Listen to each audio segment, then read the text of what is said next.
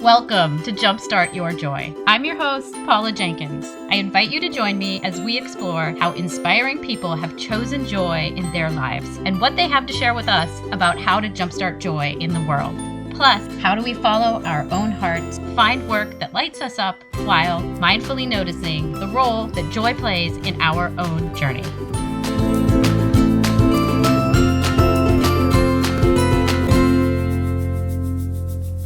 Welcome to episode 82. This is Paula Jenkins, the host of Jumpstart Your Joy. For this week, I'm super excited to revisit the interview with Holly Becker. You probably know her from Decorate, the very popular interior design blog that she started a decade ago. She has inspired me and countless other bloggers and creative people to share their voice with the world. I'm sharing this episode as part of April's Look Back Lessons, where in each episode I'll be sharing new thoughts on how the discussion with a very memorable guest has stayed with me. Before we get to that, I am so glad you are here. Thank you so much for tuning in this week and for joining me.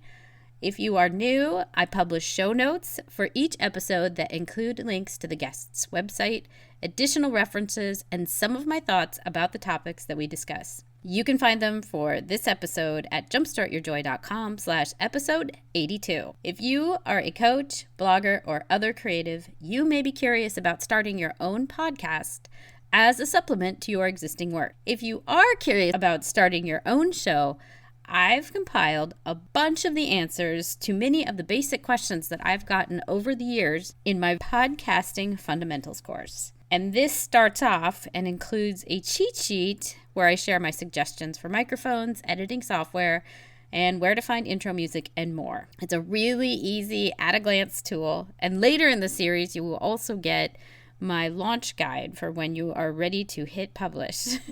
You can get all of this by visiting the website and clicking on Start a Podcast, which is on the right-hand side of the homepage right below my photo. When you do this, you will also be placed on the VIP list to hear about when I open the next class registration for Jumpstart Your Podcast, which will open in early May. So for April, I am focusing on look back lessons.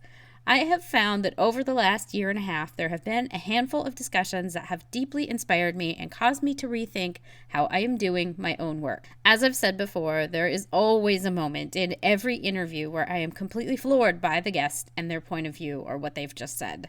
I thought that it would be fun to reshare some of the conversations that have stayed with me and tell you guys a little bit more about how they have inspired me and brought more joy to my life. In this week's Look Back, I am super excited to revisit the interview with Holly Becker. Here is why I love the conversation with Holly. She celebrates that everyone has a voice, a story to tell, and a reason for being on this planet. She created her own Blogging Your Way class, an e-course, and has encouraged new bloggers to get creative, explore what interests them, and create a niche for themselves. I adore this because it is so easy to get caught up in negative self-talk when you are engaged in anything creative like blogging or podcasting or creating art. It's easy to give in to the resistance when you are a creative person. Holly and I discuss the whole, but everybody's already done this thing that comes up when you start on a new endeavor. And she comes back to the place that if artists let themselves get sucked into that kind of thinking, no new albums would be created, no new stories would be written. She encourages others to speak their voice and put their own spin on things with the assurance that there is room for everyone in the blogging and creating space. It's also such a refreshing stance that Holly embraces abundance, growth, love, and expansion in a world where it's so very easy to be swayed by fear and competition. Holly remains a positive and welcoming force in her field, and in doing so, she encourages growth and freshness in blogging. All too often, in a field or in a company or an industry, veterans wall themselves off and become inaccessible. I love that Holly sees the power in being inclusive, in sharing her knowledge, and in encouraging growth. I am inspired by her, and it is my hope that I can be the same kind of force in the podcasting world as she is in the blogging space. it also challenges me to look at ways of being more inclusive, in sharing more, in seeing that there is room for all of us in any field, whether that be podcasting or project management or coaching or whatever field you're in. There is not a saturation point for any industry. This is kind of mind-blowing, the idea that if we share more, we are more inclusive and everyone succeeds. While traditional companies will breed competition, creativity and courage is what can help all of us to push forward and grow. By mentoring newcomers, we each learn, and that's often where the fun is too. So here is my chat with Holly Becker. So, welcome to the show. Today we have an interview with Holly Becker of Decorate. Thank you so much, and welcome to Jumpstart Your Joy. Hi, thank you for having me. Yay, Holly. As a child, what were your early sparks of joy? Oh, gosh. I love to write. I was always writing in my room, and I loved to teach my dolls and bears. That's how I was able to do my homework, because I absolutely hated homework.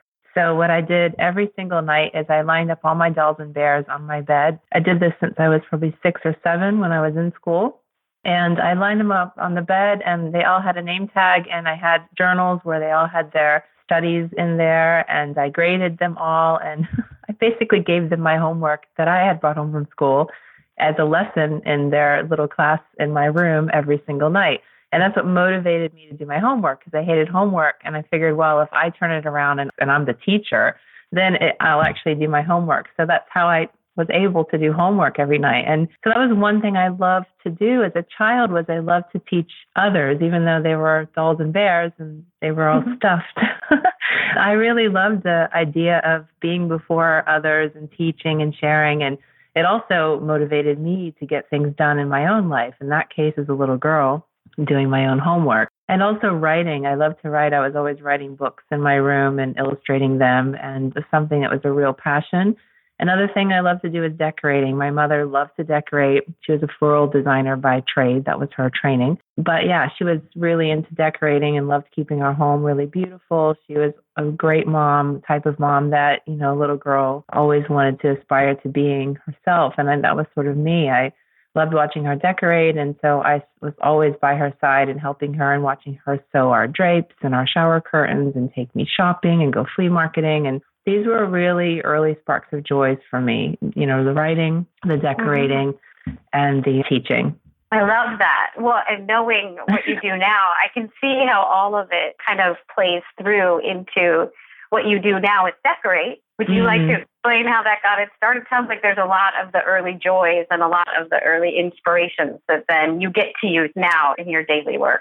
Yeah, absolutely. I have 2 companies. One is called Decorate and the other one is Blogging Your Way. Both of them have been around for a while. Blogging Your Way is a decade now, 10 years in January. Wow. And Blogging Your Way has been going strong since 2009. And both of them are dedicated to providing content services, support, whatever you want to call it, to people who are either looking for decorating and inspiration for their home, lifestyle, related content, recipes, things of that nature. So everything geared towards the home is Decorate. And Blogging Your Way is where we're actually teaching bloggers how to become better bloggers, according to them, of course, because there's no one way to do it. But a lot of people want to know how to blog better, how to become more inspirational to their readers, what types of things they can be doing, how they should be developing their content, and they love to learn from other bloggers who have had success. So I teach along with other successful bloggers that I hire, and together we teach blogging, social media, photography, and styling for bloggers. So both of these companies are very much in line with my earlier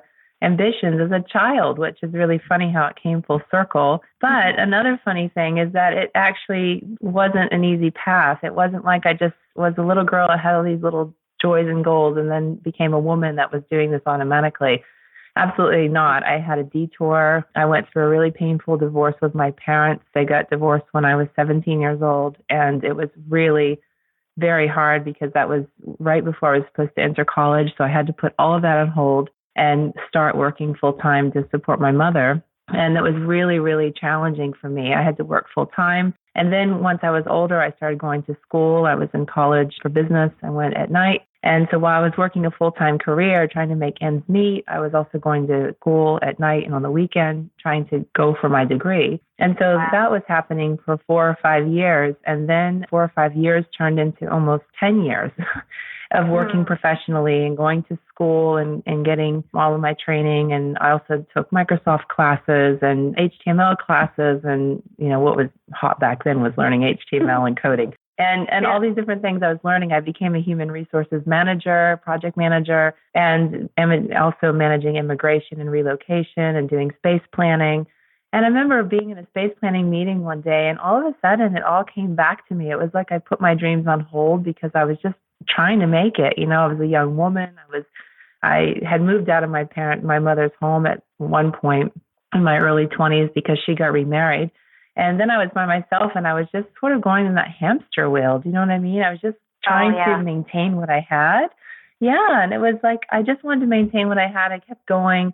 I didn't really think about it. And then one day I was sitting in a planning meeting for a space, and I was with an architect and some designers, and they're like, Holly, sometimes I feel like we should just give you our work and you should be doing it because you really have an intuition for this stuff. You're like a space queen. They used to call me the space planning queen. They're like, you're really, really good at this. You're very articulate. You really know how you even help us with the design and the interiors and the ordering the furniture and all that. They're like, you're really good. You should think about getting more into this as your career. And that was kind of one of the things that made me start to think about my earlier years and the things that I was really into as a child. Yeah, and it is so interesting because so many of us get on that hamster wheel or whatever it is. I mean, it's interesting you said project management because that's totally my background. And it was like a decade. And I turn around and realize, wait, I went to school for religious studies and I love that. And I want to inspire people. And I felt like I had detoured somewhere. So I love that it was a planning meeting and somebody else kind of gave you that nudge back of, hey, remember?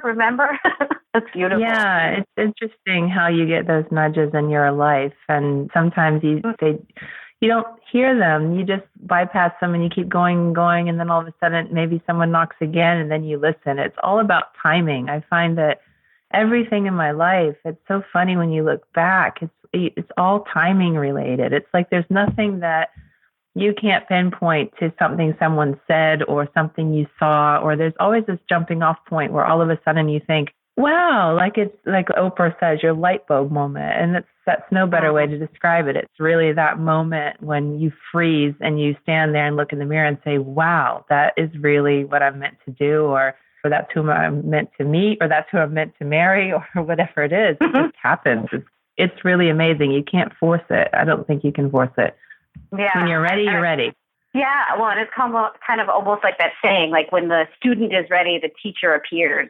Kind of, but it's amazing when there's the patience, but also that keen listening maybe to your intuition or whatever the universe is kind of putting before you to see, is there a pattern here? Is there something I'm supposed to pick up on? Like, I think curiosity helps in some ways. Yeah, that's a good one. Curiosity. That you're right. Yeah.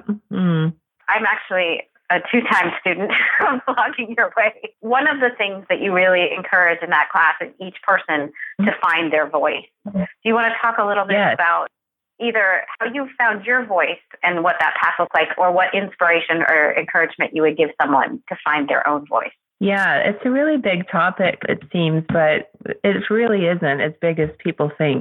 A lot of times you think, find your voice. How do you really do that? I think the easiest way is to think about your passions, to think about like, who are you? What are you all about? What's your goal in life? What do you really want people to remember you by someday when you're not here? What you need to really think about the direction of your life and what you want out of it. And as a coach, as you know, I'm not a coach, but as you, the coach, know that you probably tell your clients the same thing. Like, you really have to think about your direction. You can't just live for today or live in the past or whatever. You've got to think forward. And that's a really good way to find your voice, because you need to think about, what things really drive you? Where are you getting your inspiration? Who's inspiring you? What do you really love? And once you start to identify all of those things, your voice can start to come very naturally at that point. I think finding your voice is something that's not that hard if you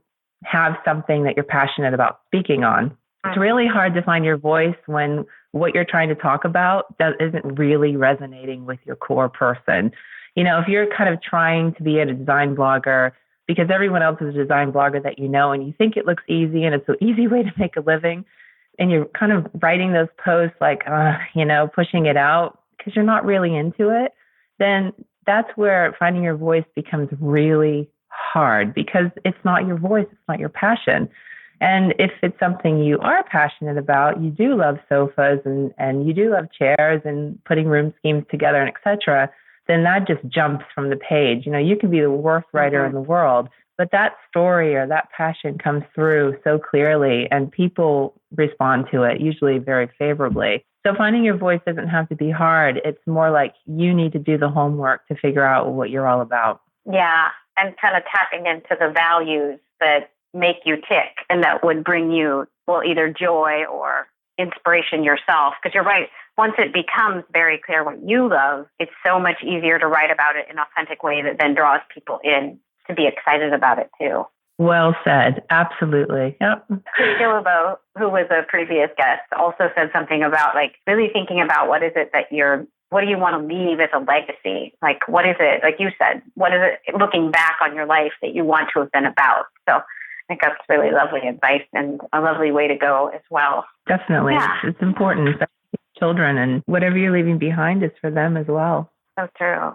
How do heart and passion come into what you do in blogging your way? My passion for teaching and for sharing and connecting others is just innate. It's in everything I do. I'm doing it constantly in my personal life. I'm always connecting this friend to that friend. I do it in my professional life constantly. It's just a constant theme for me. My husband comes to me when he needs help connecting with a company or an idea, or everyone just always comes to me to make connections and also for advice and to just kind of learn what's the latest. And I've always had my finger on the pulse. I don't want to brag about this. I'm not good at a lot of things, but this is a few things that I'm really good at in life is I love to connect people. I love to teach people, inspire people, make people happy, make people feel like, there's so much more. There's just so much more out there to tap into. Because I know that from my own experience in life and having some earlier difficulties in my own life and observing my friends who have gone through periods of, gosh, you name it, depression, losing their children and death, losing their marriages, all this. The one thing that I always think is something that helps drive people forward is always having hope. When you have hope, you can get through the roughest times. And that's what I really want to inspire through my classes. I want to inspire hope. I want people to feel like they can do this and there is more out there. And it's not the end of the road if they hate their job or they hate their life or they're miserable with their blog currently or what they're doing online. They're not happy with their brand or what they're doing for their company. I want to give them hope and then the tools and power to change things for themselves if they wish to. That's my thing. I love it. Yeah, I love that. And all of that is so key because a lot of messaging around why Jumpstart Your Joy became kind of my start point is that even in hard times, joy is a choice. And that kind of just like what you're saying around hope being a factor in your life. Like, how do you grasp on to that thing that is either inspiring or brings you hope or looks like joy to move into then the next phase? And take what you've learned from that really hard time, whatever that may be, but use it in a way that can empower you.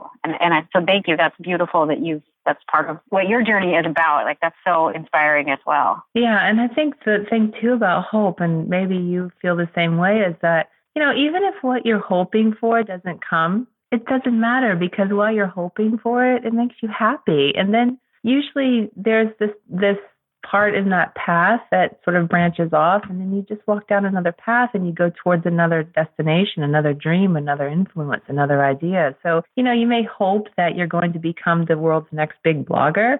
So you start your blog, you have a lot of passion, you put a lot of time into it. Doesn't really work out that way, but you just started, getting some clients, and now you all of a sudden segued into something else. You're working in design, you're doing podcasting for a living, you're doing whatever it is people end up doing. I think that hope, it just gently, lovingly pushes you in directions in a positive way. It gives you something to look forward to. And if it doesn't really work out, that's okay, because as long as you're pushing towards positivity and light, you'll always find more positivity and light. It's just how life is. If you're pushing towards negativity and darkness, you'll always find more. If you're pushing towards positive, you'll find more of that too. Hope gives you a direction towards the positive. And even if things don't work out in the way you've planned, that push towards the positive will give you more inspiration into other things. And that's what happened to me. I mean, I don't know if you know this, but when I started blogging, it was at a time in my life when I had switched careers. I decided to no longer work in project management. I went back to school for interior design. I went in a certificate program. I never got a degree in interior design, but I went to a college in New Hampshire and I studied interior design.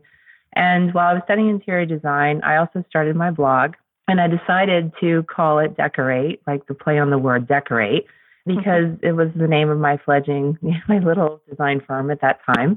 And I started taking clients in Boston.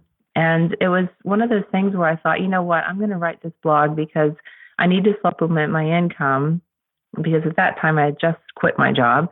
I need to supplement my income because I'm not making enough money off of my clients. So I need to go out and get some jobs writing for magazines on a topic I love about. Problem is, I had no writing experience for magazines. So I thought, well, if I start a blog, then I have something online, and there's really nothing going on right now with design blogs. There were only like 5.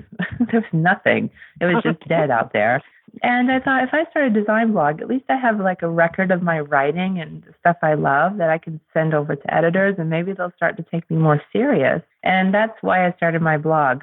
I was at a class one night for writing, and the New York Times editor that was teaching it, she said, if you're not on the internet, you don't exist. And when she said that, and I had just changed careers and was having a design business, I thought, oh, there's my answer. I need to get on. I need to have something online. And I didn't have the money to build a website, so I just started a blog. And the next day I started Decorate, and I've been writing on it ever since. And it's been 10 years and 3 months. And that blog became, I have another book coming out in the fall. That blog became 4 books. It became a series of e-courses where I've taught about 9,000 students worldwide. It became something way bigger than I ever expected. So that's what I mean about you have hope. Like, I hoped that I would work for a magazine. Well, something better happened. I became a magazine.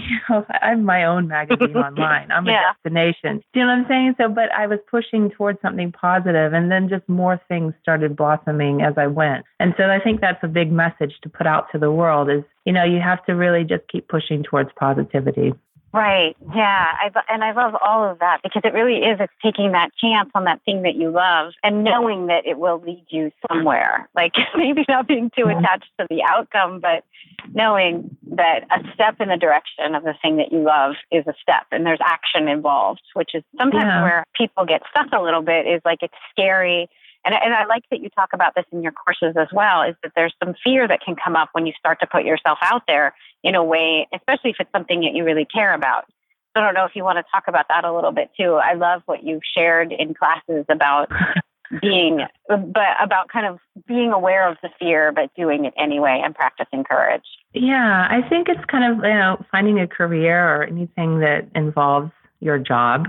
It's a lot like dating. You're putting yourself out there, and it's a very real, raw part of who you are, especially if you've chosen the path of entrepreneurship and working for yourself. It's very much on you. If you suck, if you thrive, whatever it is, it all goes back to you. You can't blame your boss. You can't blame your company, because your boss and your company, well, that's you. So it's a really big jump. It's a big risk. And I think a lot of people fear it. It just as you fear, if you're newly single, you fear dating because you wonder, how are people going to perceive me? Can I find the right person?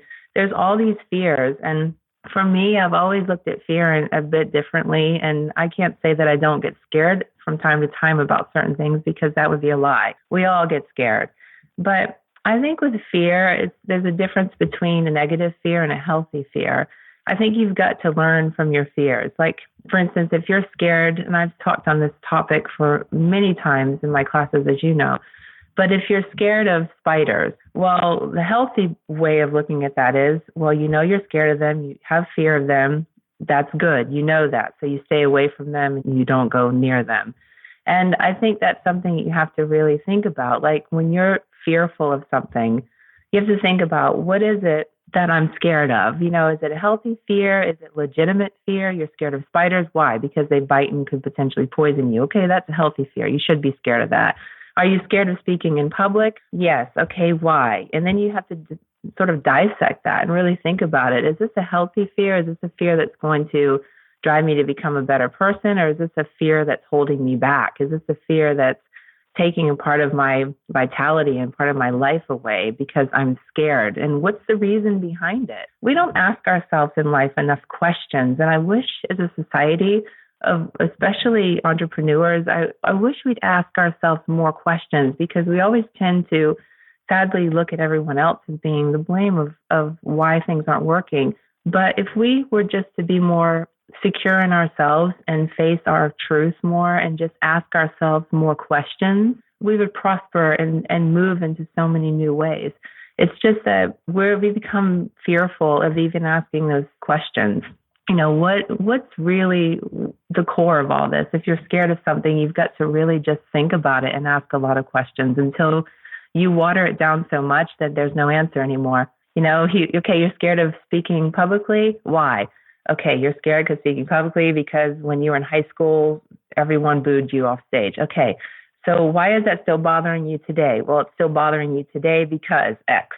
And you just keep asking and asking and asking until you no longer have an answer. And then that sometimes helps to resolve the fear. I love that. Yeah, that is excellent advice, especially because it's so intentional. And if it's an exercise that you can just either do through journaling, or I find writing helps, because then you can't get away from the answer. Like your brain can't go, let's do this other thing right now.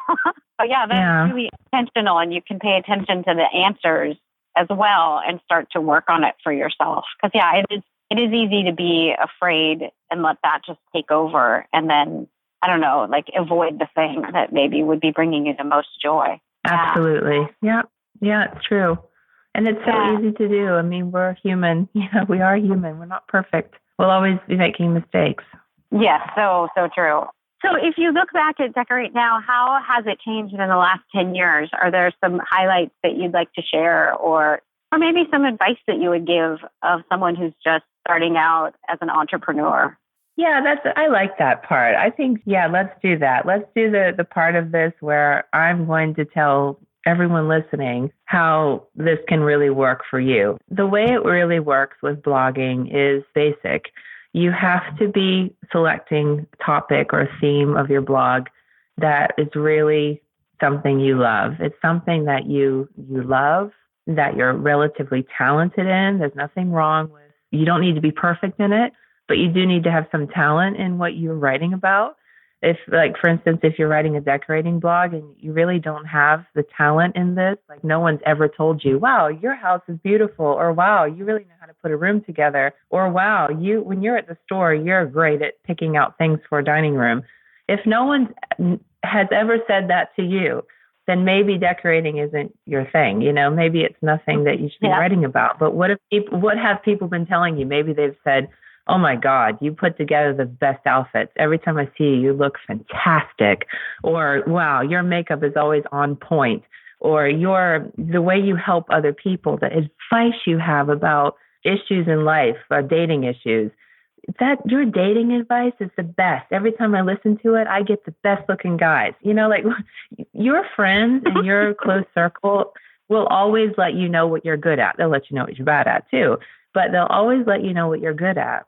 So I think it's a combination of like listening to what other people are telling you a lot, because sometimes we stop listening because we discredit what we're good at. We're always sort of going towards pursuing things that we're not so good at sometimes because we really want to be Adele and we really want to sing professionally, but we're really not that good at it. And our friends will always be the ones that kind of bring us back to the ground level and say, okay, look, this is what you're talented in, or this is what I love about you. And I think that that's important. You've got to listen to what people are saying. And that's one thing that I love about blogging, especially in the early part of blogging, when you first start your blog, is your readers are going to let you know what they're responding to. They're going to comment, they're going to share, they're going to look at the posts that are resonating with them the most. And that's going to most likely be the stuff that you're the best at. Because if it's resonating with other people, it means you must be writing from a really authentic, passionate place. So that's kind of like, that really, when you first start blogging, that's really what you have to think about. What are you good at? What are your talents? Who do you want to reach? What are you trying to do with this whole blog thing? What's your goal with this? If you don't have goals, that's fine too. If your goal is just to impart knowledge or hope or share, that's fine. You don't have to have a master plan. But if you just kind of have like some idea of which direction you're going into, have a theme or a look to your blog. Make sure you kind of have like this palette of colors that you're working closely within, or this type of look and feel, so that you're almost becoming a brand now. And I know a lot of people don't like to think of themselves as a brand, but if you want to be remembered nowadays online, you really have to tighten that up a bit and start thinking of your blog as your modern day business card. That's your resume. And whatever that looks like, or whatever that's telling people, right? That initial 2 seconds on your page, the minute they land there, that's giving that reader a full view of what you're all about. So make sure you have a great template that you love and that looks like how you feel like you want to be seen. Make sure you've got your blog name doesn't have to be perfect. Most people hate their blog names after a year. They're like, oh God, why didn't I name my blog this? That's okay. As long as the blog, is looking good and it's maintained and you're putting great content out there that's from your heart. Maybe you're taking your own photos, or, you're asking for permission to use photos from other people that take good photos. Whatever it is, just go at it from that standpoint. Look at it as something like you're presenting yourself to the world. Think of how you want people to perceive you. I mean, I know, having had a couple of iterations of my own blog, the first one was called Welcoming Spirit, and I loved religious studies and thought that was something I wanted to write about, but realized that I didn't want to be terribly vulnerable about my beliefs, because, I mean, just to be really candid, it is my own belief system, but I didn't want to be a Christian blogger. So then that found me in a very strange space, because it wasn't something that I wanted to share about a lot, but I liked the ideas and the stories of Christianity, but that wasn't something that was resonating. So then I jumped back and looked at other things, other angles on that. And now Jumpstart Your Joy is where I'm at. And that is feeling so authentic. And so it's easy to write. It's easy to market. It's easy to have the conversations about it. And so it's clear that I hit what I'm supposed to be doing, which is so interesting because it took a while. Maybe that's the other encouraging point to say to people is even if you're searching for a few years, you'll find the thing that you're supposed to talk about or supposed to resonate with. And that's okay that you spend your time getting there, because it helps strengthen your voice. The journey is part of it too. So, yeah. Oh God. Yeah. I'm so glad you brought that up, because this doesn't happen overnight. There's no magic pill. There is no magic pill. It's like you have to put the time in, and it's all a learning experience. What your brand looks like today, it's not going to look that way in a few years. What's trending today won't be trending in maybe in 6 months, because the world online moves so much faster than real world, quote unquote. Great point. You made a great point. You should be teaching a Blogging Your Way class. I'd be honored. It's funny. I'm starting up a podcasting class just because I've learned so much. Good. Definitely you're an inspiration. And how do you just find something you love? And then if you want to teach it, well, why couldn't you? It's beautiful. It's authentic. Yeah. It's super fun. So thank you.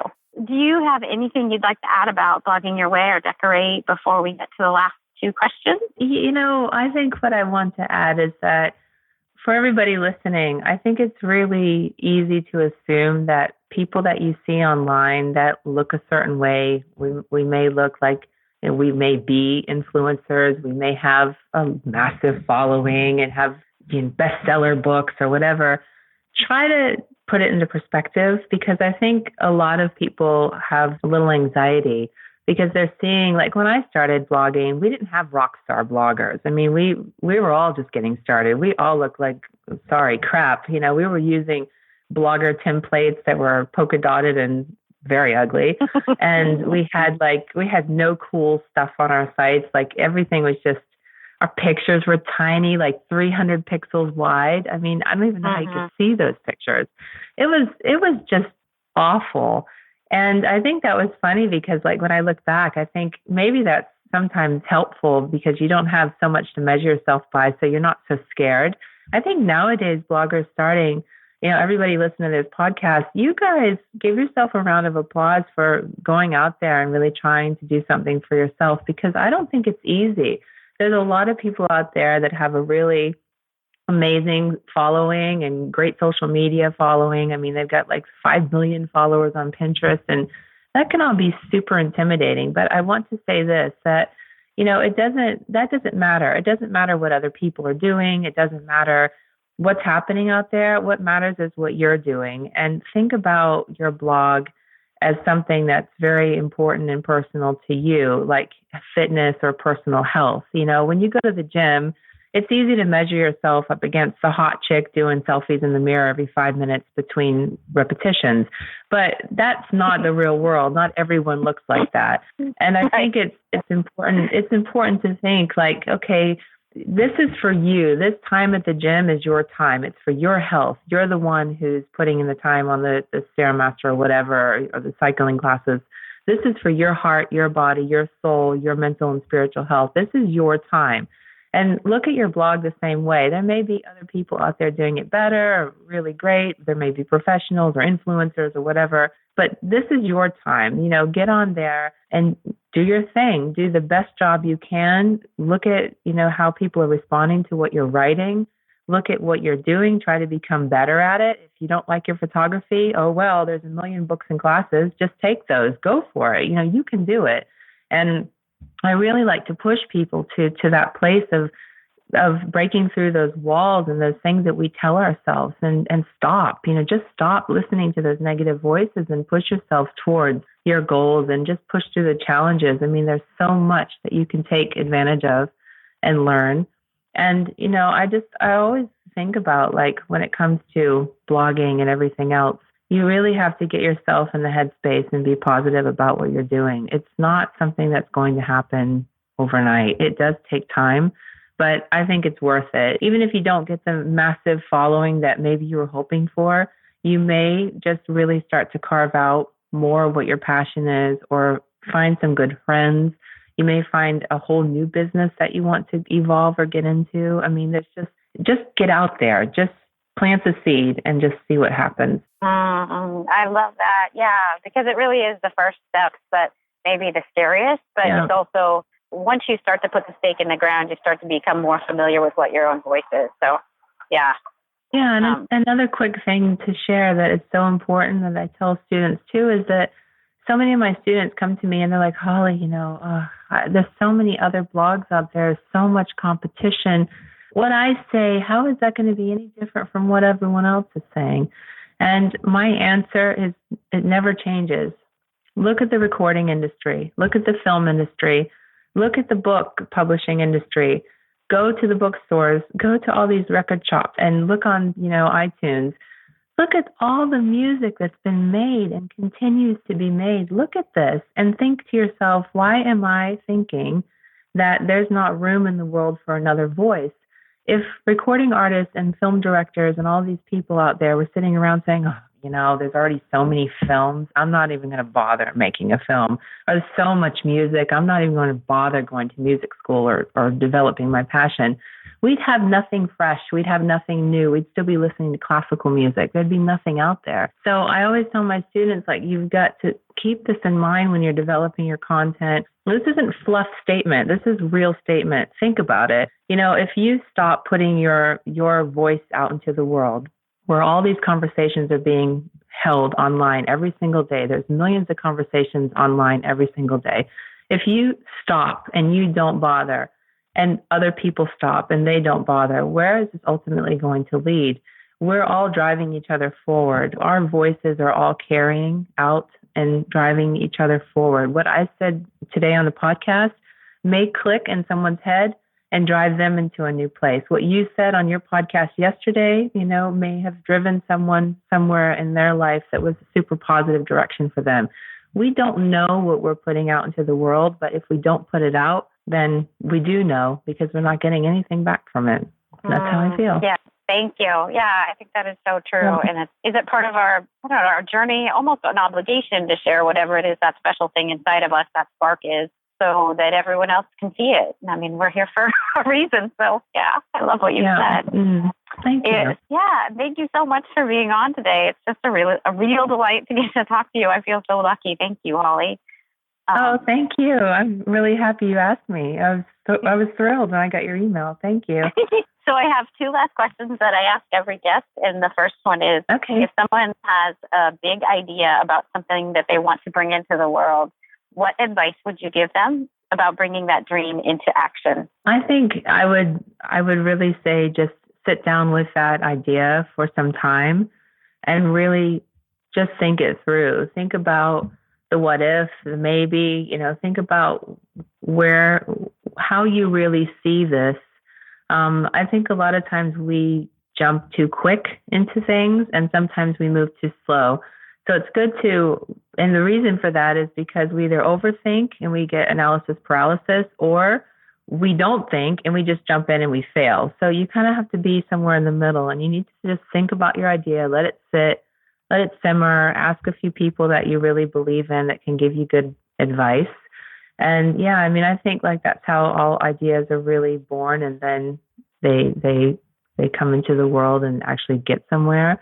It's through thinking things through a bit and then going to other people that can be a good support structure for you, that you can really believe in and bounce ideas off, and you form your own little support network that can help you to keep driving yourself forward, because it's really hard to do all this alone. Yeah, I totally agree that the community piece is so key, because especially if you've got a few people in your life that maybe aren't going to be receptive to the things that you're suggesting or the things that you're passionate about, it's easy to get discouraged. So finding those people that want to help lift up your idea is also kind of inherent in that. I think it's hard, but finding the right people to support is beautiful. Yeah. And my last question is, what are 3 ways that you can think of to jumpstart joy in your life, in other people's lives, or in the world? 3 things to jumpstart joy in other people's life. I think it's always, the first should be take a personal interest.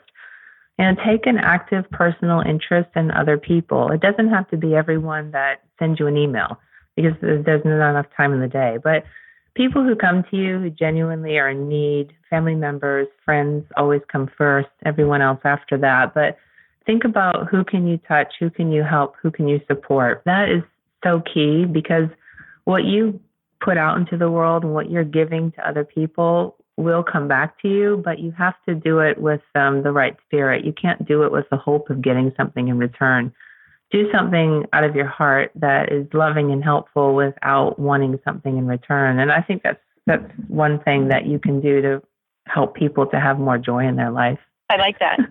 No, but I really do think that. I think it's important when you want to inspire people and give joy to others, that you really have to look at them and listen to their story, hear people out. What do they have that's heavy on them that you can lift and make it a little bit lighter? Be there for other people. Be a part of their support network.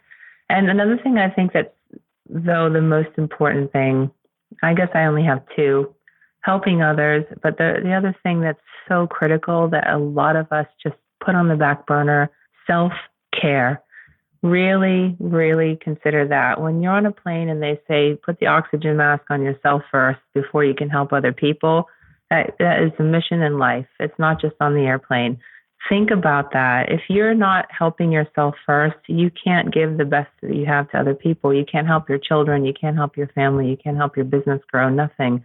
If you're sitting at your desk 12, 15 hours a day, you're not eating right, you're never exercising, you're not seeing your friends, you have cobwebs in your closet because you have no new clothes because you never leave the house, you're living in pajamas.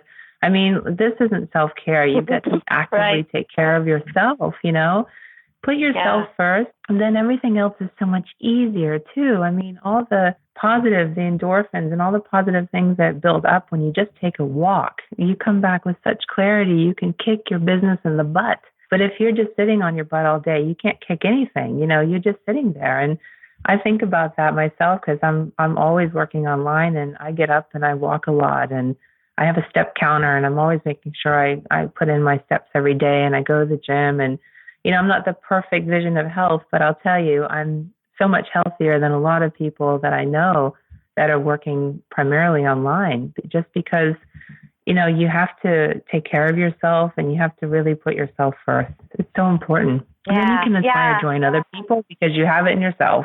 Well, Amen. Right, yeah. Amen. I agree. Yeah. And there is something to be said for going out and having a new experience, because that brings more inspiration back. I totally agree. Yeah. Thank you.